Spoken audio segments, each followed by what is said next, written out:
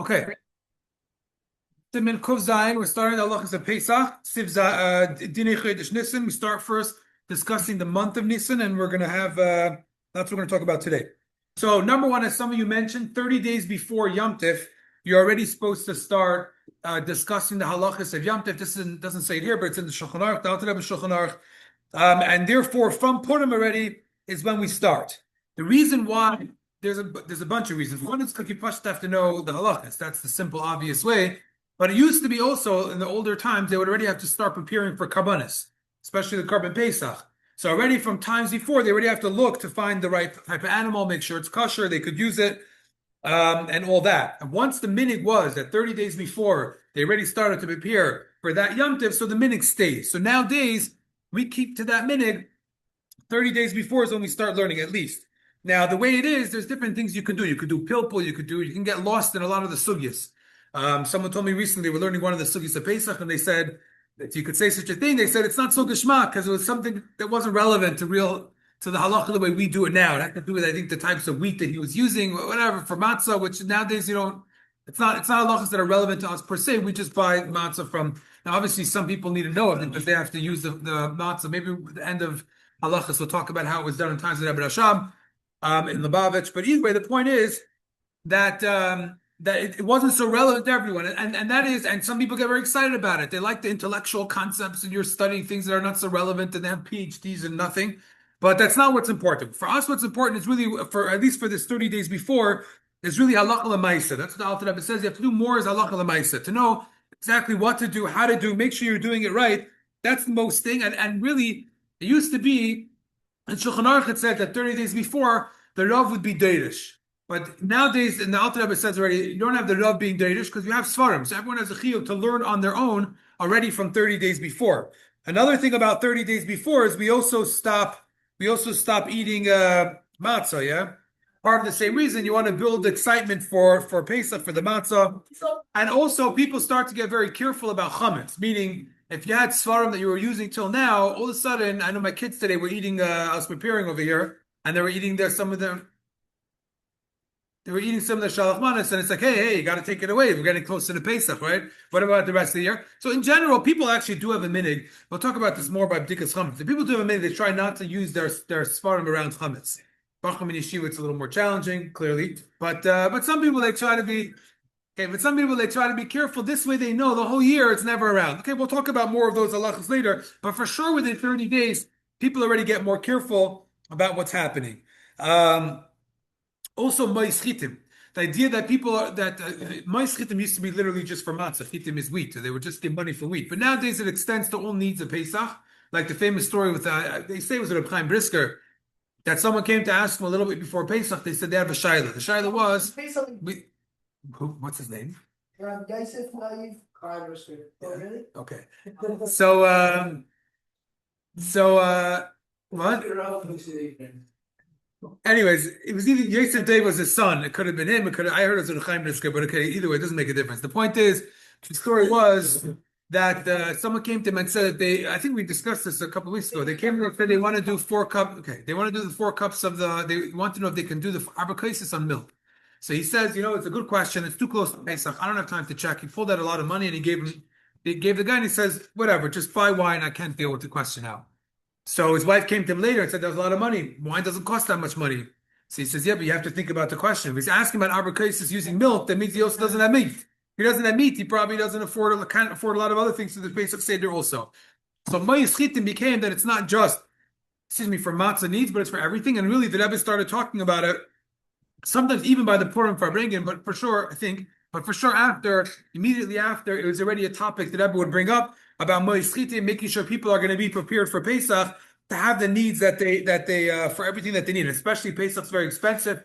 It's only gotten more expensive. You can buy the soap that has all the hashgachas on it for 3 times the price, diluted from the regular soap, and doesn't work. But that's how Pesach is, yeah? So either way, so that's what happens 30 days before. Okay, so now let's see a little bit some of the stuff that happened here. Tzifal. Kol Chodesh Nisan ein emrim tachnun. For the whole month of Nisan, we already stopped saying tachnun. And together with that, v'hu adin, we also don't say avarachamim b'Shabbos. We also don't say lam natzech and tefillah leDavid. Also, Ein Emrim Chol Chodesh, Lamatzech wasn't so simple, but in the Siddur, the Alter Rebbe says that we don't, any day we don't say Tachnun, we don't say any of these things. There was the beginning, in the early, nothing, anything that you don't say with Tachnun. So, Lamatzech, Kapitel Chaf, right after Ashrei, the whole Chodesh Nisan. Now, why the whole Chodesh Nisan? So that, thank you for asking. It's a good question. That's what you asked, right? Yes. So why, what? The whole month you don't do, the whole month. Is it also 2 days after Nisan? Yeah. No. Just, yeah, why would you wait 2 days after? Well, because usually you have, maybe after Tishrei you have Rosh Chodesh Cheshvan, maybe. So you have another day of Rosh Chodesh. But after that, you know. So why Taka don't we? So basically like this. The 12 days starting from Rosh Chodesh Nisan, you had the Nesiim. What's the Nesiim? Every Nasi was bringing another carbon. When they brought a carbon, for them it was a Yom Tif. So every day of Nisan, the first 12 days is a Yom Tif for one individual Shavit, and we kind of broadened that to get everyone else involved as well.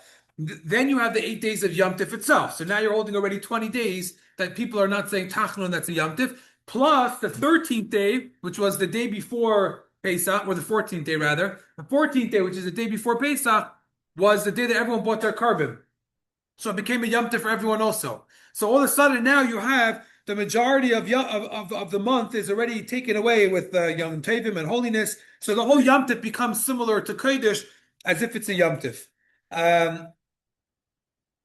Yeah. What's that? Now, you also don't say tziduk adin, which is if unfortunately someone passes away. I actually once did a levaya years ago during Nisan, and we talked. You don't do. There's a whole process of you say kapitel tzadik aleph, and you stop a couple of times, and you do a thing called tziduk adin. Some people say kel rachmim, different things that you don't. But you don't do any of that stuff that you wouldn't do on a day you don't say tachna.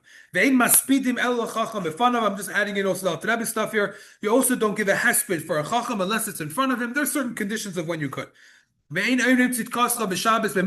don't say tzidkasla, because again, that's another thing that we only do when you say tachnum. Then, in addition to that, okay, then if you look at the bottom, it says v'af kel erech apayim she'imrim and beis v'hei eid imrim meisiv v'chol tefillah she'imrim by tachnum. Also, the things kel erech apayim that you usually say before kriyas hatayra. So again, anything that you don't say when you don't say tachnun, here we know because it's very simple. What do you mean? You don't say tachnun, you don't say lamatzeach, kapitel chaf, you don't do this, you don't do that. It wasn't so clear. And the Shulchan Aruch says one thing, in the Alter Rebbe Siddur it says other things. People are different minhagim. Now it already worked its way out, as the Alter Rebbe, as the Rebbe writes in Hayom Yom, I believe. Okay, but Kitzur, now it's already figured out. Fine. Now, you also have a minig during the first 12 days or 13 days that we also say the Nesiim. And how do you do this? You do whichever Nasi was bringing on that day. We'll look in the bottom in a second. But what about on the 13th day? So then, so then you read, it's not an actual of the Nesiim, but it's Baloischa, which is the equivalent of Aaron lighting the menorah, so it has to do with Shevet Levi. Now, it's a Chiddush. Why is it a Chiddush? 1 second. Why is it a Chiddush? Because not everyone did this. There was a Rabbi Landau from Eretz Yisrael. We mentioned a few times, he was the Rav in Lubavitch at some point, and he remembers that it was actually the Rebbe Rashab said, he says he remembers that the Rebbe Rashab said, we do not say the Nesiim. But the Frierdiker Rebbe did say the Nesiim. He wrote to the Rebbe about it, and the Rebbe said, look, I put in Hayom Yom. Anything in Hayom Yom was overlooked by the Frierdiker Rebbe. So obviously it is the meaning that we do say it. So it's not so it wasn't so, I guess you could say, obvious of how this was. Now if you look in the bottom, he says by Beis, he says, the meaning is we did, it has to do with the Tachnun part, yeah. Yeah, I said it. I think so. Yeah, I did. No, he says no. That the minig is that you read Parsha Nasi from a Chumash and a Siddur, not from a Torah. So what does that mean? Why would you think to read from Sefer Torah? So there were some. They say that Rizal, maybe even the Baal Shem Tov, that on a Yom Kriya, Mondays and Thursdays, he would take the Torah after it was already out, and he would read the Nasi from the Torah. Some say that, but now the Kitzur, we don't do that anymore. And even Shnai Mikra V'Ech Targum, by the way, some people possibly had a minig to do it as well. But we don't do any of that. We do it all from a Chumash or a Siddur. That's the way we do it. Okay, whatever. There's different reasons why. We'll do that for now. Now, what about? No, now in this Nakuda, like I said, so the Rebbe Rashav, even when Rabbi Landa said you should do it, but they also said the Yehiratzin, you don't say, again, the Rebbe said that we say the Nasi, we say the Yehiratzin, and that's the minig, the way we do it. Now, it continues in the bottom and he says, After you say the Nasi, then you say the Yehiratzin, right? Whatever. And boy musko shema shevet shenesir hikri b'yemzeh. Over there, we also mentioned the name of the shevet. Now, why are you doing that? Be'im ani avducha mishevet, whatever. I'm not. Listen, I happen to know I'm a Levi, or at least as much as we can track it back. So why should I say that if I'm from? Why should I say if I'm from other shvatim? I know what shevet I'm from, or at least I could imagine from Levi, if it's not accurate. And even if not, everyone knows that the 10 Shvatim were lost or whatever. Some people know they came from Yehuda if they trace themselves to Rashi or whoever. So even if you don't know, but why are you saying if I'm from this Shevet, if I'm from that Shevet? It's a whole, like, why does everyone have to do that? So over here, the Rebbe writes, even Kohenim and Levim do this. This is from the Sefer Menagim and from the Shulchan Menach, whatever, from what the Rebbe writes. Then why is that? So here also the Rebbe explains, I think it's from the Rebbe Rashab, no, it can't be, from the Frierdiker Rebbe maybe, that he explains that the Vart was, it's in Ayim Yom, that it's Shaykh Li'ibur. What does it mean it's Shaykh Li'ibur? Ibur is a pregnancy. What does pregnancy have to do with anything? Yeah. So Neshamis, the way it works is that Tanya mentions it as well, that the way it works with Neshamis is that sometimes you could have a certain neshama. For example, tzaddikim. We know that if you're not born a tzaddik, you can't become a tzaddik. At least certain levels of tzaddikim. So it says in Tanya, unless Hashem gives it to you after all of your avodah, mitzad ibur. What does it mean mitzad ibur? That you have a neshama of a big tzaddik that joins together with yours and attributes itself to you, whatever that means, in soul level. And then all of a sudden, now you're a new person. You could reach the level of tzaddik. So here also, sometimes you have neshamas, even not to that level. You have neshamas that could have small elements of other neshamas that are connected to it in some way. It's possible that a person could be predominantly from Shevet Levi, and they could also have influence of other neshamas on them, which could be from other shvatim. And that's why the Rebbe says that it's a totally kosher thing to say that ani kaven shivim this. That's one answer. Another answer is that almost like kol yisrael revim zabazeh. So it's like all shvatim are somewhat inclusive of each other, and therefore mitzad that, even though it's not your shevet, and even though you think you come from another shevet, you could still say that vart. You had a question?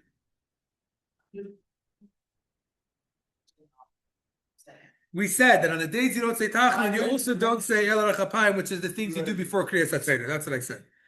Now it's more simple, it's more straightforward. These were chidushim when they first came out. When the Rebbe was first putting the siddur together in the early 40s, whatever it was. So they had questions of things they weren't sure. Back in Russia, they used to take other, like for example, the Haggadah, different things. They used to take different siddurim and copy paste pieces. So obviously they had the Alter Rebbe siddur with his instructions. But sometimes when there wasn't something that was so formal, so they would put together what made sense, whatever was Ashkenazic minig, let's say, or Sephardic minig, whatever they were doing.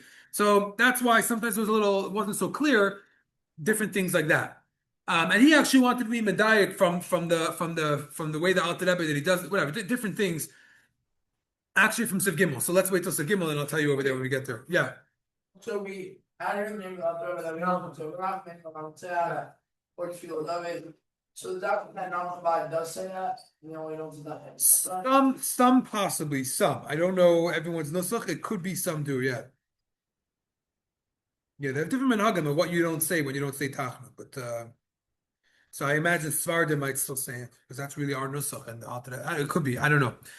What's the siddur? It's fine. You don't say Lamed. It says in which siddur? That minute Sfard you don't say Lamed. Okay, so then Svardim don't. You can see over there. But let's move on. Yeah. Okay, wherever it is, everyone has their siddur. I don't want to get distracted on that. Okay, Sid base. Amos Anin Boy, we don't fast during the month of Nisan either. Afilu Tainas yard site. So some people, when they have a yard site, they fast. It's a day that's a serious day for them, for the neshama, whoever it was that passed away. So they fast and they do a lot of stuff. However, during the month of Nisan, you don't fast for that reason. Avol Tainas Chaloim. But let's say someone had a bad dream, and some people like fasting as a kapara after a bad dream. And part of that is it makes them feel better, which is why you're allowed to do it on Shabbos. You have to make up for it and fast another day, whatever. But the point is that you're allowed to at least, because it's something that makes you feel good. So here, during the month of Nisan, then you could do a tainis cholim for that reason. And then also the ain't tzarich leisha b'tainis al tanisei b'chodesh ir. You don't have to do another tainis. In other words, if you fast on Shabbos because it's against halacha, but it's going to make you feel better because you had a chalain, so fine, you do it and then you fast another day to make up for it, sort of. But here, because the whole not fasting during the month of Nisan is only a minig anyways, so therefore you don't have to make up. You don't have to fast after Nisan another day. It's okay. Fine. Now, and what about people who are bechor? For those of us among us, then misanim be'erev Pesach, they have to fast on erev Pesach.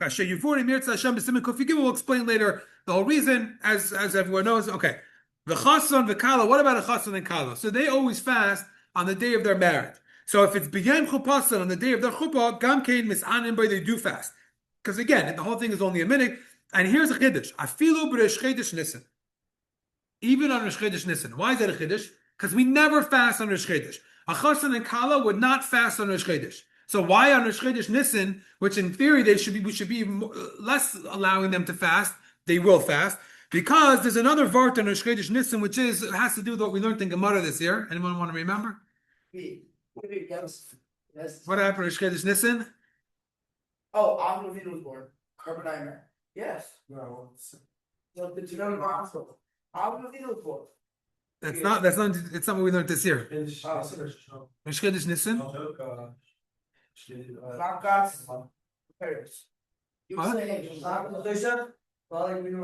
Where is it? Someone died. Who died? Oh, my. Aaron's kids, Aaron's sons. The first day of the Chanukah Sabayis, they went and they brought the Eish Zara. And that was the whole vart. If they were tamei, if they weren't tamei, the people who worked with them. Okay, so yeah, let us wait. So now no, I want to finish. So they died on Rosh Chodesh Nisan, and therefore some people had a minhag always that they fasted on Rosh Chodesh Nisan, even though they wouldn't fast on other Rosh Chodeshes. So therefore, over here the Chassan and the Kala they could fast on that day, even though generally they wouldn't fast, but for this they could. You had a question? Can we just say we don't fast for years yet? Yes, but that is true. But this is a communal. It's not a personal yard site. So some people did. So you're right. Well, it's not. I wouldn't say it's because of Nadav and Avihu per se. Meaning, it's because when the Beis Hamikdash was being, or the Mishkan was being inaugurated, and there was this statement of whatever they fast as a kapara. Yeah, something. Yeah. Okay, very good. You guys are a little tired, so we'll